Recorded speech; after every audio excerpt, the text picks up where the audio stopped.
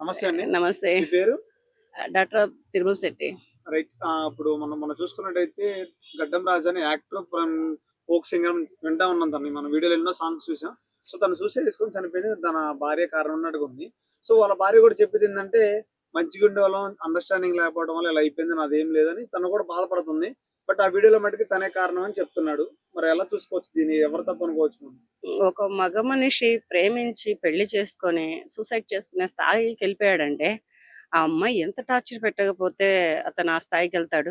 హ్మ్. ఒకటి ప్రేమించాడు, పెళ్లి చేసుకున్నాడు. అయినా రాజు నువ్వు చేసింది చాలా తప్పు నాన్న.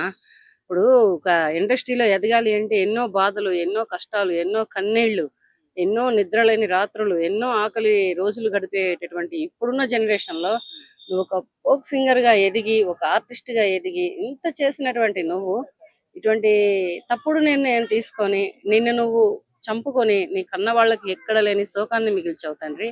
ఇది మాత్రం నేను తీవ్రంగా ఖండిస్తున్నాను. మేము బ్రతికున్నంత కాలం కూడా ఇది మాకు గుండెకోతే.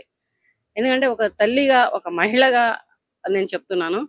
ఇది మేము ఎంతకాలం అయితే మహిళలం బ్రతుకుంటామో, నువ్వు ఇటువంటి పనులు చేసే ప్రతి యువతకి కూడా చెబుతున్నాను. ఇటువంటి తొందరపాటు నిర్ణయాలు, తప్పుడు నిర్ణయాలు తీసుకునే ప్రతి యువతకు కూడా చెబుతున్నాను. అయినా ఆ అమ్మాయి కూడా అంత అండర్‌స్టాండింగ్ లేనప్పుడు పెళ్ళెందుకు చేసుకుంది? ఈ అబ్బాయి ప్రాణం తీయడానికి తీసుకుందా? అండర్‌స్టాండింగ్ లేదని మనిషి జారిపోయిన తర్వాత చెప్పడం ఎందుకు? బ్రతికుండంగా అర్థం చేసుకోవాలి కదా! బ్రతికుండంగా అర్థం చేసుకున్నట్లే సరిపోయేది కదా! అయినా ఈ అబ్బాయి కూడా అలా చేయకూడదు. చేయకుండా ఏంటంటే పెద్ద మనుషులున్నారు. తర్వాత పోలీసులు చట్టాలున్నాయి. న్యాయస్థానాలున్నాయి. చట్టస్థానాలున్నాయి.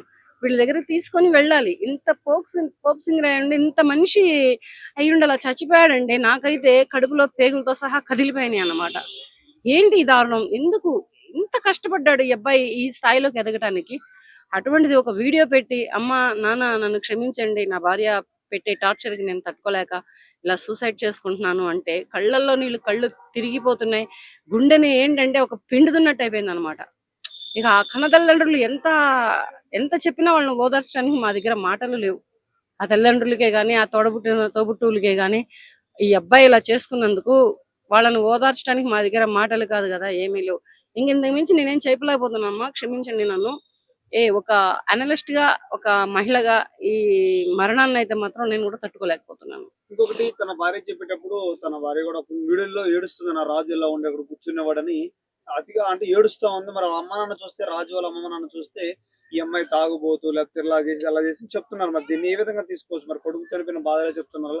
అది ఈ అమ్మాయి అబద్ధం చెప్తుందా? తల్లిదండ్రులు అబద్ధం చెప్తున్నారు? ఈ అమ్మాయి దగ్గర అబద్ధాలు ఉన్నాయి. ఎందుకనంటే తల్లిదండ్రులు బిడ్డను పోగొట్టుకున్న తల్లిదండ్రులు ఏదో ఒక మాట జారతారు. జారని నేను చెప్పట్లేదు. తాగుబోద్దనో అదనో ఇదనో అంటారు. మహిళలు తాగుతున్నారా లేదా అనేది పక్కన పెడితే ఈ అమ్మాయి తరపు నుంచి చాలా వరకు రాంగ్ ఉండబట్టే ఆ అబ్బాయి అటువంటి నిర్ణయం తీసుకున్నాడు. పెళ్ళయిన 4 రోజులకే చనిపోవడం ఏంటి? 6 నెలలు అయినా అవుతుందా పెళ్ళై? ఇలా ఉండేవాడు అలా ఉండేవాడు అని చనిపోయిన తర్వాత నువ్వెంత ఏడ్చినా తిరిగి వస్తాడా రాజు? రాజు తిరిగి రాడు కదా!